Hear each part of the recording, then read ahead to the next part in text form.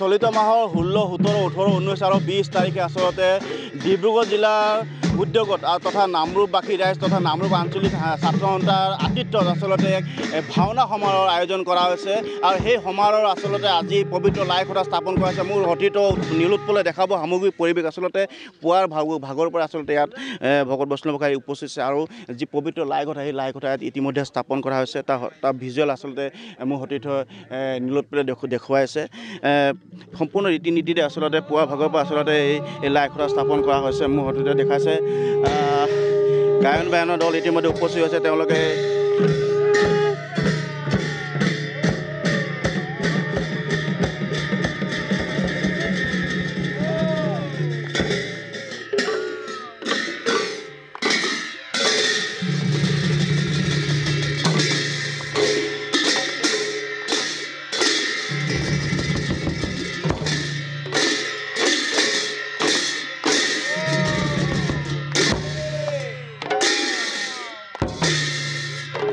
আছিল গায়ন বায়নৰ দল আচলতে পুনৰবাৰ কৈছোঁ 5 দিনীয়া কাৰ্যসূচীৰে আচলতে নামৰূপত ভাওনা সমাৰোহ আয়োজন কৰা আছে। ডিব্ৰুগড় জিলা ছাত্ৰ সন্থাৰ বিষয়ববীয়াসকল আছে, তেওঁলোকৰ আচলতে পোনপ্ৰথমবাৰৰ কাৰণে ডিব্ৰুগড় জিলাৰ নামৰূপত ভাওনা সমাৰোহ আয়োজন কৰা হৈছে।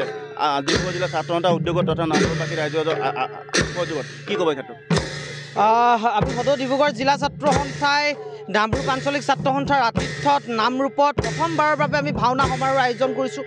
আমাৰ চিন্তা চেতনা হ'ল বৰ্তমান সময়ত আমাৰ যি সংস্কৃতি আছে, কৃষ্টি আছে, কলা আছে, তাৰ ওপৰত বহু ফালৰ পৰা আমাৰ ওপৰত আক্ৰমণ হৈছে। বহু ৰূপত আমাৰ জাতিসত্তাক শেষ কৰাৰ চক্ৰান্ত ৰচনা হৈছে। আমাৰ সাংস্কৃতিকক থান বান কৰি দিয়া, আমাৰ কৃষ্টিক থান বান কৰি দিয়াৰ পৰিকল্পনা ৰচনা হৈছে। আমি যিকেইগৰাকী মহাপুৰুষ শ্ৰীমন্ত শংকৰদেৱ, শ্ৰীমন্ত মাধৱদেৱক আমি আমাৰ শিৰোমণি, আমাৰ তেওঁলোকক জাতীয় চেতনাৰে উদ্বুদ্ধ কৰা আমাৰ জাতীয় নেতা হিচাপে যিসকলক মানুহ, সেইসকলক সময়ে সময়ে বাবা বুলি ক'বলৈ বিচাৰে, তেওঁলোকৰ গৰিমা ম্লান কৰিব বিচাৰে, তেনেধৰণৰ আক্ৰমণ হৈছে আমাৰ ওপৰত। গতিকে অসমীয়া জাতিসত্তাক আগুৱাই লৈ যোৱাৰ স্বাৰ্থত অসমীয়া নৱপ্ৰজন্ম যুৱক যুৱতীসকলক আধ্যাত্মিকতাৰে পুষ্ট কৰাৰ স্বাৰ্থত আৰু নতুন আধ্যাত্মিক চিন্তা চেতনাৰে যুৱকসকলক উদ্বুদ্ধ কৰাৰ চিন্তা লৈ আমি নামৰূপত ভাওনা সমাৰোহৰ আয়োজন কৰিছোঁ সদৌ ডিব্ৰুগড় জিলা ছাত্ৰ সন্থাই।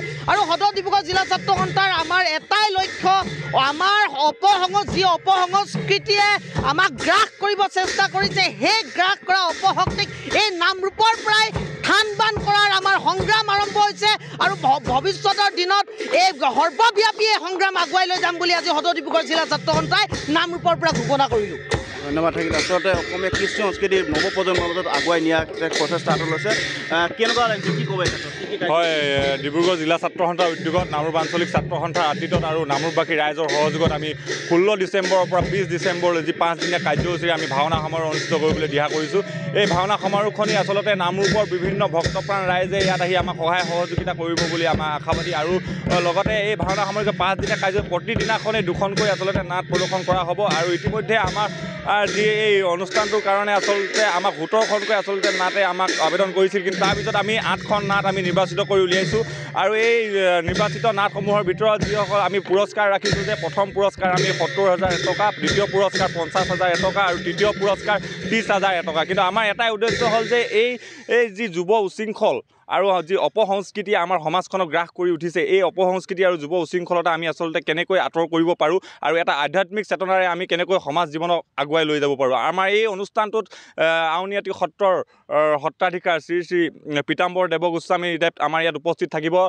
সদৌ অসম ছাত্ৰ সন্থাৰ মুখ্য উপদেষ্টা ডক্টৰ সমুজ্জ্বল কুমাৰ ভট্টাচাৰ্য উপস্থিত থাকিব। সদৌ অসম ছাত্ৰ সন্থাৰ সভাপতি দীপাংকৰ কুমাৰ নাথ ডাঙৰীয়া, সদৌ অসম ছাত্ৰ সন্থাৰ সাধাৰণ সম্পাদক শংকৰজ্যোতি বৰুৱা ডাঙৰীয়াকে প্ৰমুখ কৰি বিভিন্ন কেন্দ্ৰীয় সমিতিৰ বিষয়ববীয়া আমাৰ এই অনুষ্ঠানসমূহলৈ আহিব। গতিকে আমি আপোনালোকৰ চেনেলৰ যোগেদি এটাই ক'ব বিচাৰিছোঁ যে এই আমাৰ যি 5 দিনীয়া কাৰ্যসূচী, অসমবাসীৰ সকলোৰে সহায় সহযোগিতা আৰু উপস্থিতি আমি কামনা কৰিছোঁ। আমাৰ এই অনুষ্ঠানটি যাতে সফল হয়, আপোনালোকে যেন ভগৱন্তৰ ওচৰত প্ৰাৰ্থনা কৰে, তাকে ধন্যবাদ জনাইছোঁ।